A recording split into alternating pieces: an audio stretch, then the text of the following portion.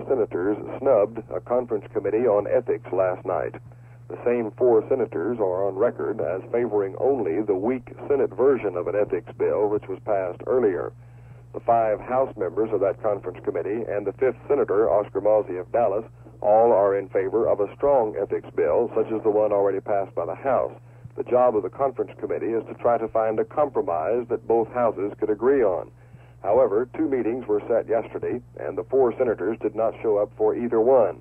Today, we talked with Senator Doc Blanchard and asked him about that meeting. He indicated that the senators had talked it over and had decided that they were going to be too busy to be able to attend that meeting at 9 o'clock last night, and they didn't. The chairman of the House Conferees, Jim Nugent, says that the time is critical and it is really time to get on with the job. The conference committee is standing in recess at the present time, and until such time as we have at least 3 members of the Senate and 3 members of the House, we can take no binding action on anybody.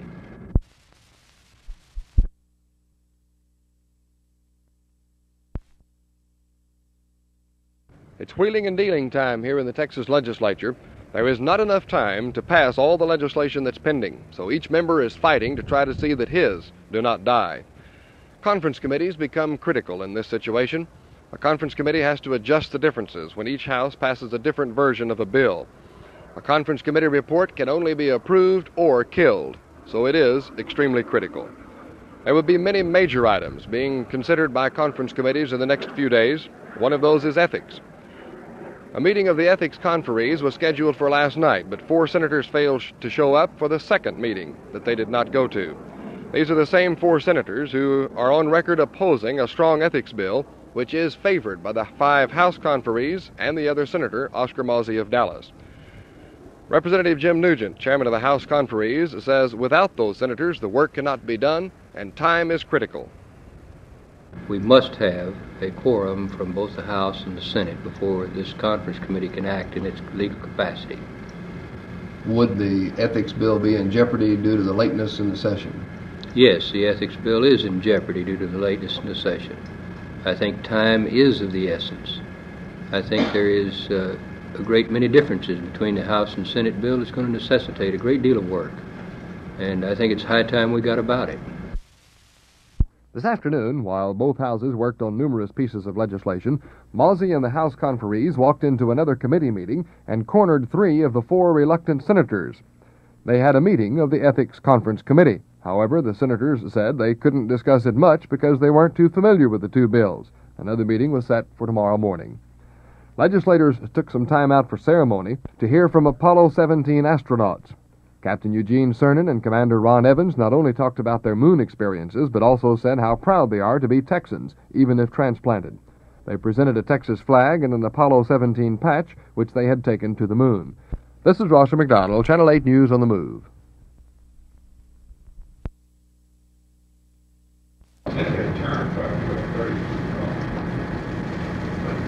They're all notified, right? You said that. He asked me 15-5-30. Blanchard, Myers, understated, and Herring. Yes, Senator Travis. as much as I would like to.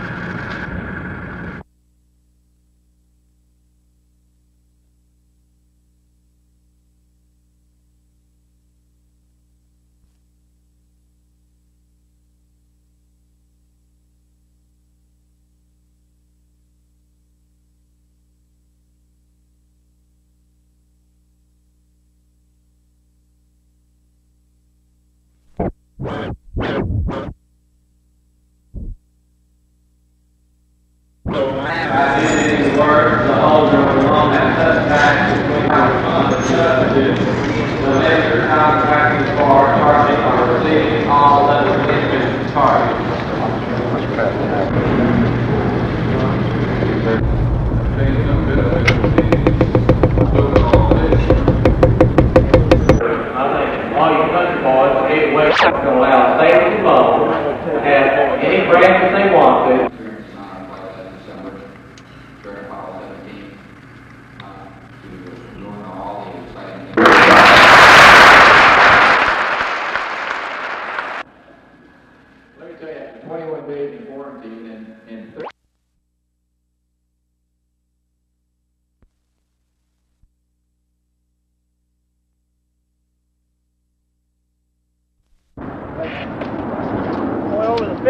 Yeah, pull it back up.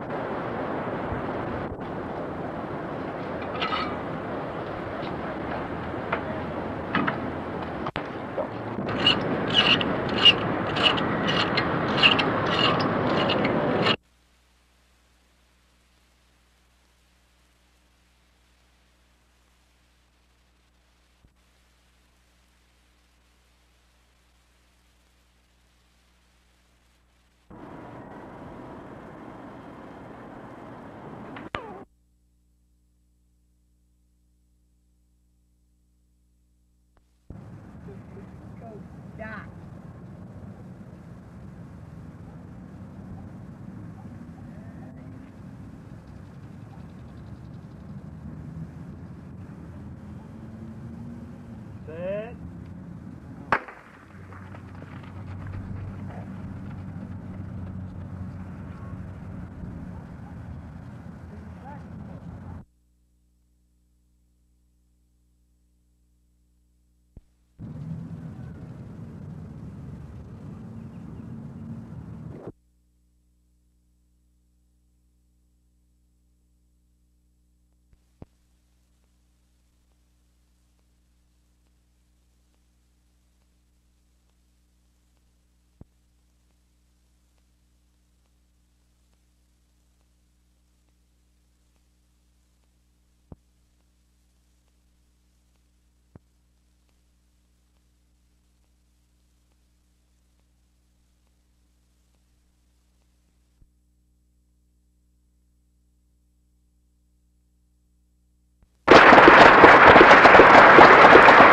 Thank you very much. Thank you.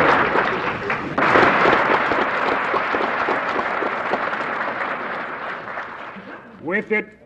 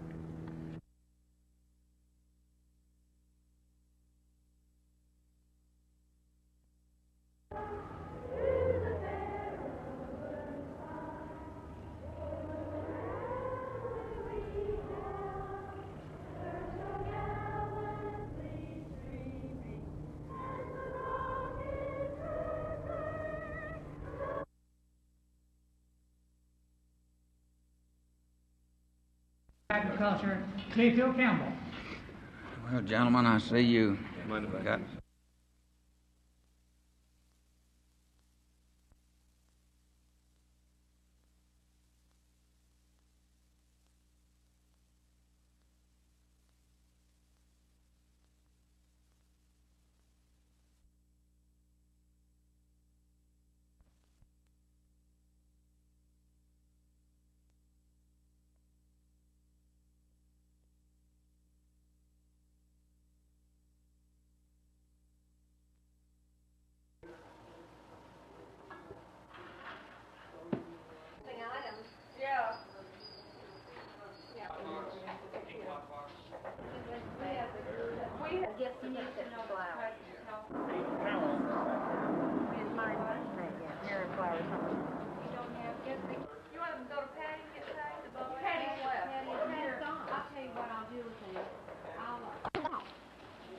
Sure.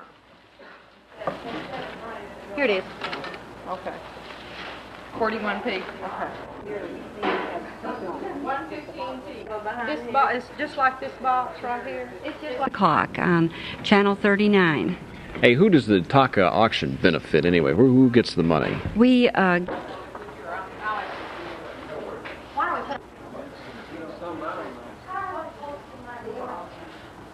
feeling, no, they were all in the same box. Those boxes are too big to lose. We've got ABC. We know that. It's household goods. It's, yeah.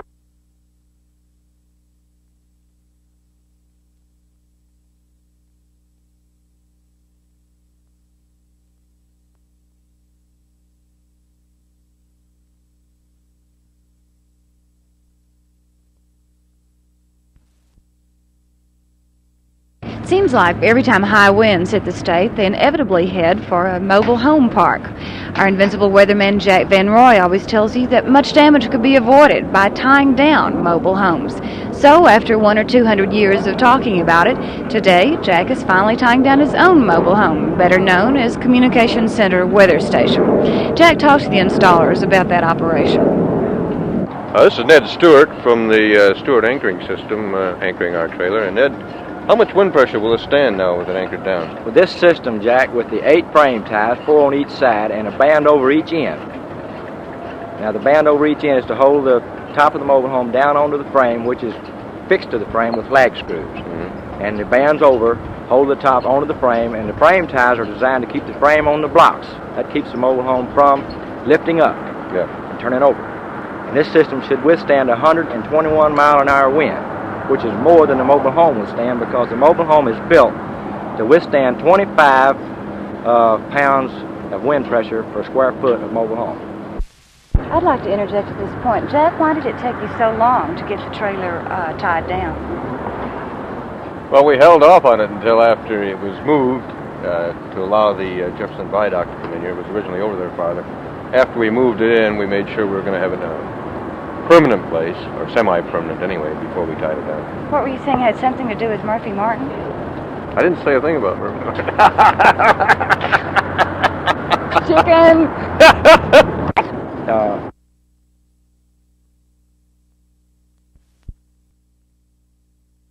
Well, I feel that I'm ready. I've been having pretty good practice sessions for the last couple of weeks, and the only thing you can do is prepare, but it's kind of hard to predict.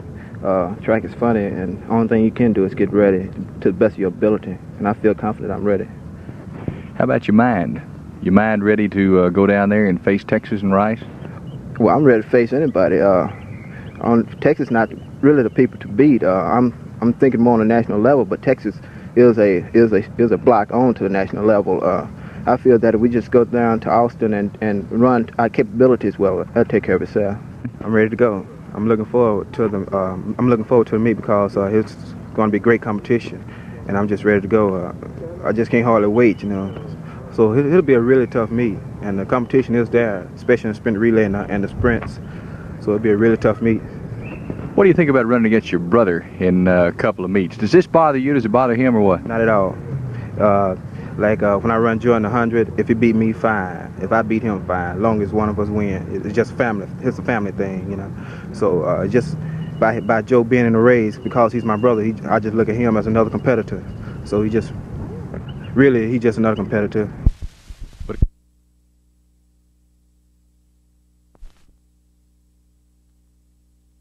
I think it's quite good, you know. I think it's a skillful game, having to be skillful because of this turf, because the English League is very powerful running sort of game, you know, fast. This game is more skill with the ball bouncing high. You've got to try and get it on the floor, you know. I think it's quite skillful. I thought it was better when I got here than what I thought it would be. Do you find the rules changes in America difficult to comprehend or deal with? Not so much the rules, the 35-yard lines. It doesn't make an awful lot of difference, I don't think. The funny part for me is the music and the aftermath thing, that and commentating while the game goes on, you know. You tend to start dancing on the pitch to the music as you're playing. You're trying to tell me they don't have cheerleaders in England? No, well, the crowd sings in England. They chant that way, but you don't have somebody on the organ. You know, it's like going to a seaside resort and you see the organ. It's funny that way, you know.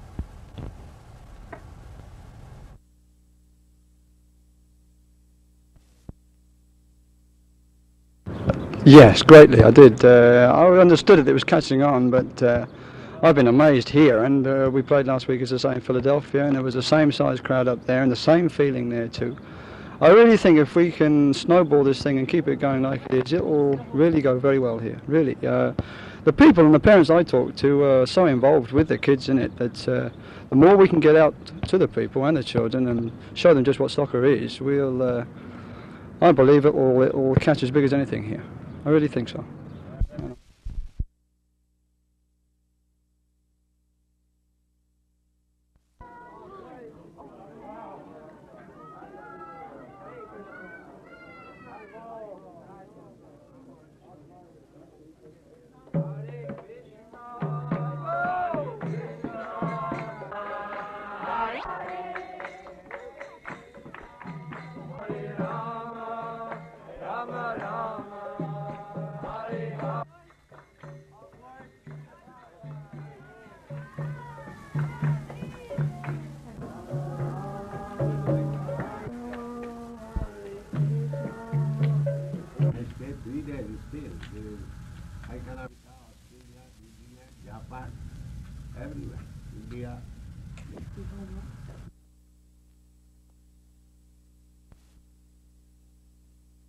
Until this year, the Wadley Central Blood Bank has been the only independent, non-profit blood bank in Dallas.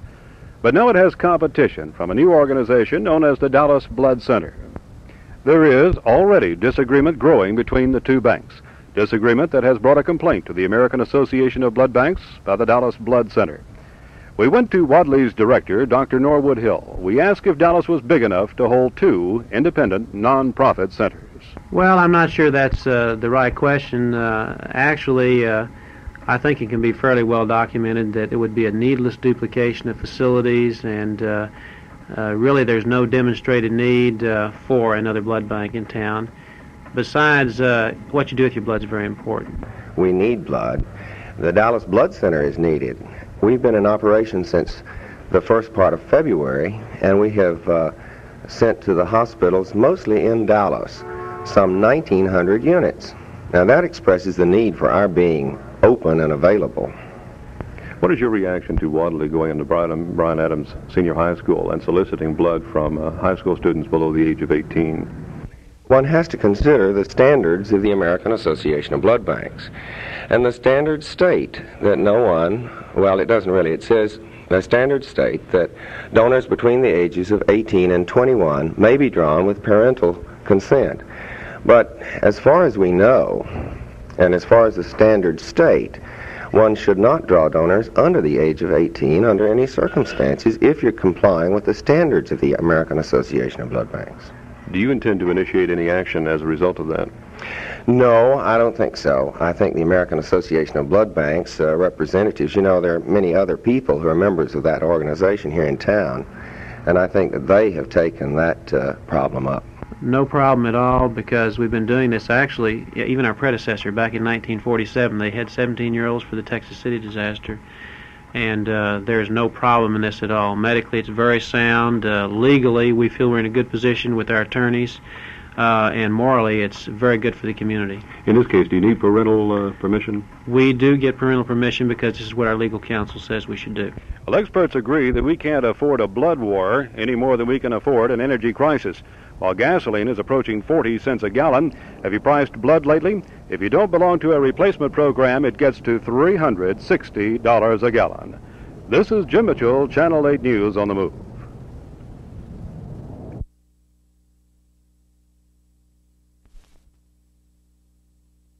Well, the alternatives that we're looking at right now, the major alternative we've been discussing is the concept of creating a special non-taxing health services district. Of course, the other alternative would be for the county to actually assume the entire functions of the public health service for all the areas within the county. Do you expect to come to any conclusions today with your conference committee meeting? I think we're going to try and get some input today from the Tarrant County Health Planning Council, from the state public health people, and I think we're probably not going to reach a final conclusion today, no.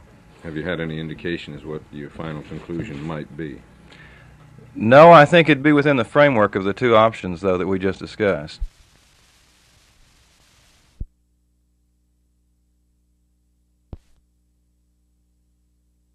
Now, you'd think that with that very recent experience and with that lesson again being demonstrated to us, that the future of peace for the United States would be secure.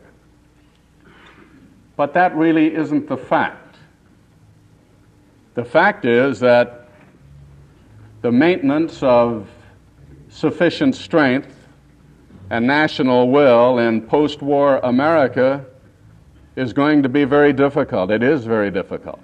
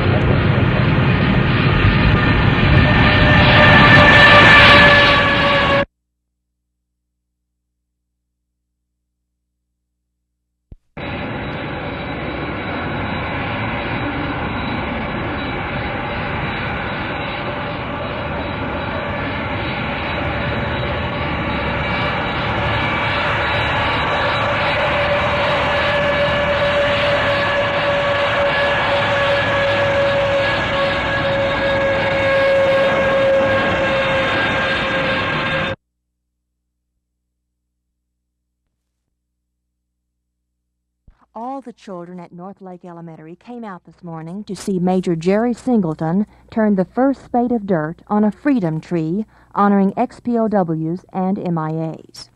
Sixth graders worked for several months on cake sales and paper drives to get enough money to buy 6 freedom trees for the school. Then they invited MIA wife Nancy Stratton to help them plant the trees along with Major Singleton. I asked some of the students why they had undertaken this freedom project. Because I felt that it was important about the POWs coming home. I think Jerry Singleton and Mrs. Stratton deserved it. To help the kids with their project, Dallas Cares is donating freedom plaques to put on each oak tree. For Channel 8 News on the Move, this is Martha McIntyre at North Lake Elementary in Dallas.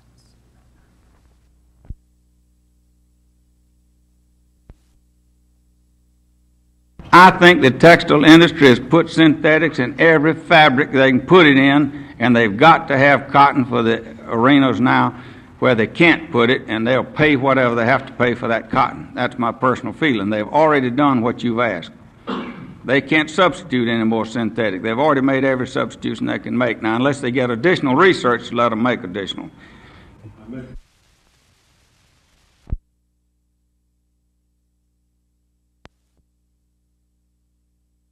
Well, I suppose this garage is holding one of the largest garage sales in the history of Dallas. A sale including one of the most diverse ranges of items I've ever run across. This garage sale is pawning off everything from an antique telephone to an ornamental bird cage, from exercise equipment to a wild and varied assortment of wigs, not to mention this $150 embroidered elephant. Some garage sale, huh? Well, actually, these are some of the smaller items being auctioned off this weekend on Channel 39 on the Taka Auction, an annual event sponsored by various clubs and charities around Dallas. The items, which range in value from a few dollars to $3,000, and some even into the priceless range, are being donated by various civic-minded citizens and business firms. Mrs. Scotty Bueller is chairman of this year's Taka Auction, and she told me the auction's purpose is to raise money to support the arts in Dallas. That includes the Dallas Symphony, the Dallas Theater Center, Dallas Civic Opera, and the Dallas Civic Ballet. Last year, $150,000 was raised for the arts in Dallas. This year's goal is $200,000. So, who would have thought that people bidding on items like this people-powered vehicle would help the Dallas Symphony play its season next year? Okay, Nanette, I think I'm ready. Well, this is Arch Campbell for Channel 8 News on the Move. Okay, now place the horn. All right. We're going to wreck.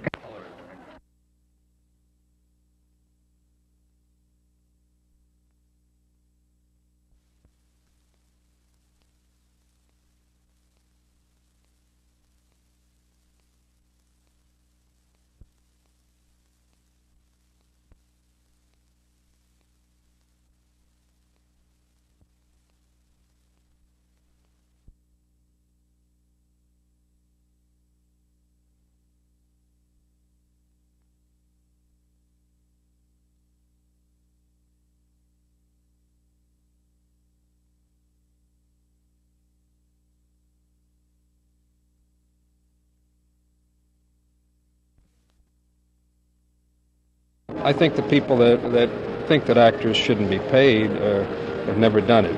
Anyway, we're all members of AFL-CIO. I've paid dues for 17, 18 years. And so I'm down here just to show that I'm solid with my acting brothers and sisters that have been locked out of a job.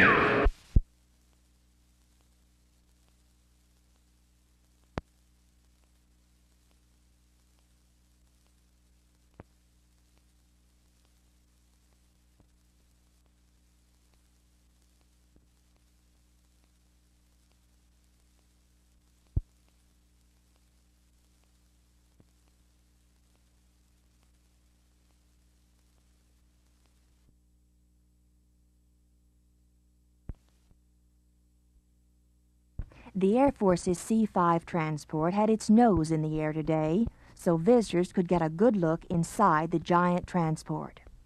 Riding past the plane, Chief Petty Officer Wayne Penton told me this is the first time the C-5 has been shown in the Dallas-Fort Worth area. The Armed Forces decided to put on the aircraft display this year because so few people attended the parade last year in downtown Dallas. This is the largest display of military aircraft ever shown locally. Air Force and Navy airplanes, ranging from fighter bombers to rescue and transport craft, were lined up for visitors to see. However, little visitors at the show preferred machine guns to planes.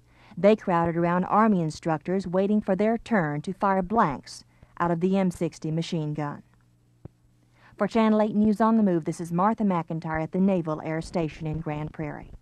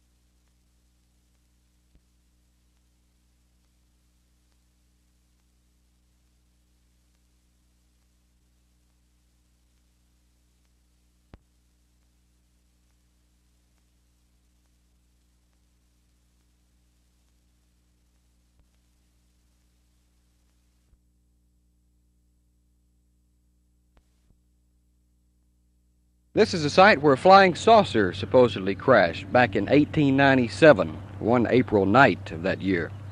It's here on the farm of Brawley Oats in Aurora, Texas, in Wise County, just north of Fort Worth. Members of the International UFO Bureau out of Oklahoma City, a group of citizens that investigate unidentified flying objects, are here in Aurora today, and they're trying to locate bits of metal that supposedly fell from the flying saucer when it crashed into a windmill that used to be here and a well. The well has since been covered up. The director of the UFO Bureau out of Oklahoma City, Hayden Hughes, is at the Aurora Cemetery today, along with other members of his group. They're looking for an unmarked grave where the remains of one body aboard the spaceship was supposedly buried. I would say that, in all honesty, the evidence has accumulated until now. There's no doubt in my mind that the story is authentic and that there is something here. We will be in touch with Bureau attorneys in an attempt to find out all the legal technicalities to obtain a court order to actually do some digging to see if there is an occupant in the grave. Hughes says he expects some legal problems in trying to dig up a grave in Aurora Cemetery. Meanwhile, they plan to examine some mysterious metals found near the crash site. He says he doesn't know who the visitors from outer space are, but he feels they are on a peaceful mission. Jim Green, Channel 8 News in Aurora.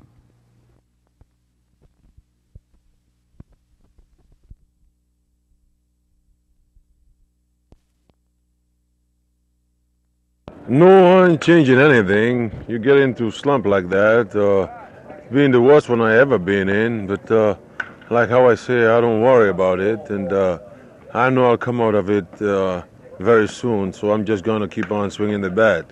I don't know if everybody been looking, I'll be hitting the ball hard, but right at somebody. And, you know, that make me feel a little better. But still, I know I can do better, so I'm just going to keep on swinging the bat. And I know before long they'll be falling in, so I ain't worrying about it, really.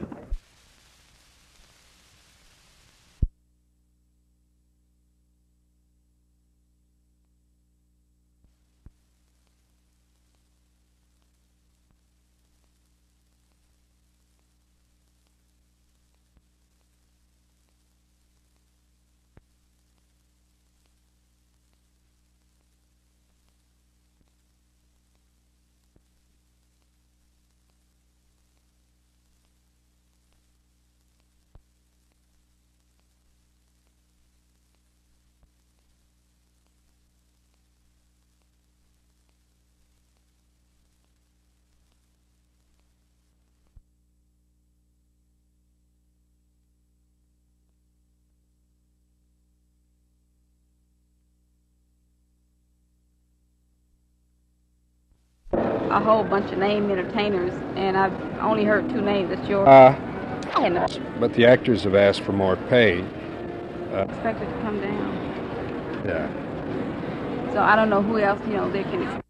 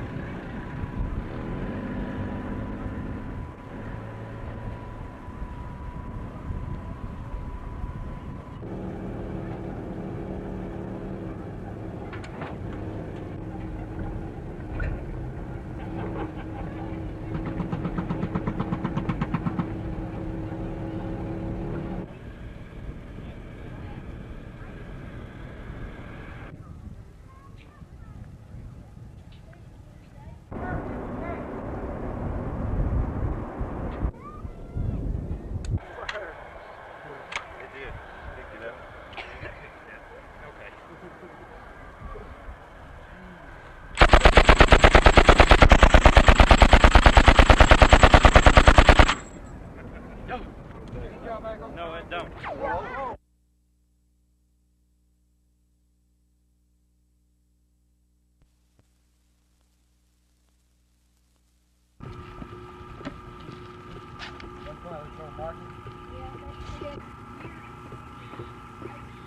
Here is an old oak tree.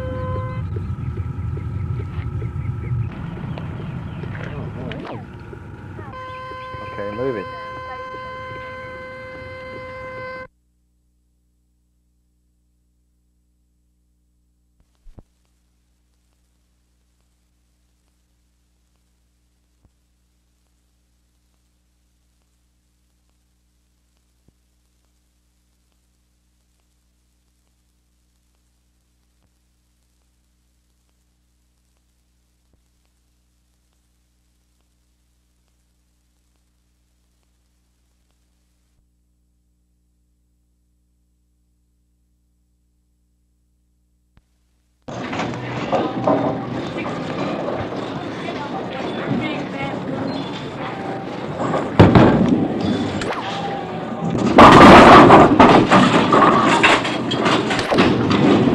Take the cheese now, keep the score.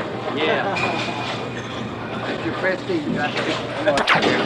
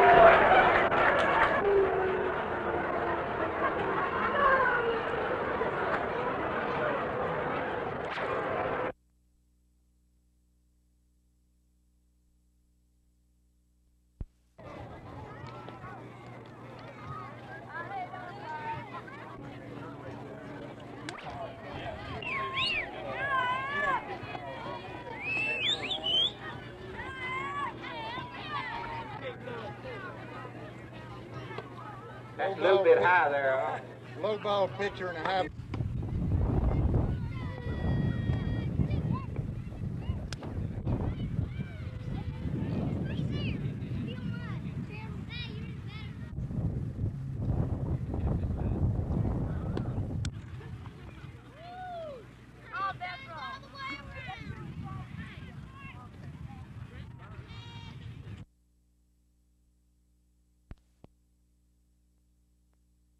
Sonny came through last night, and Dunning pitched the night before and pitched very well. I'm very impressed with Sonny Siebert. I always have been. I think he's a good competitor and a good pitcher, really knows how.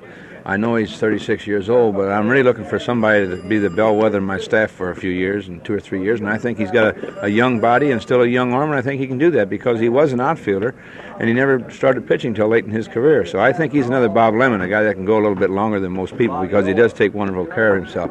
Steve is a boy that was #1 in the country. I saw him pitch at Stanford. He had an outstanding arm, and he went over to Cleveland and right away with no minor league experience. He was, shoved to the wolves, like I say, and the big leagues right away, and possibly got a little bit off his track. I hope that he and Estrada can get it all back together because I think he can be a good young pitcher.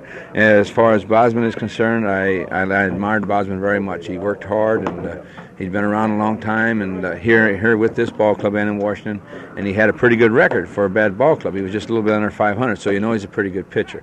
It's just that I wanted to go with some young arms as my starters, and I didn't think it would be fair to Dick to keep him around as a relief pitcher, and I didn't think he could possibly do that, and I thought it would be better to give him an opportunity somewhere else.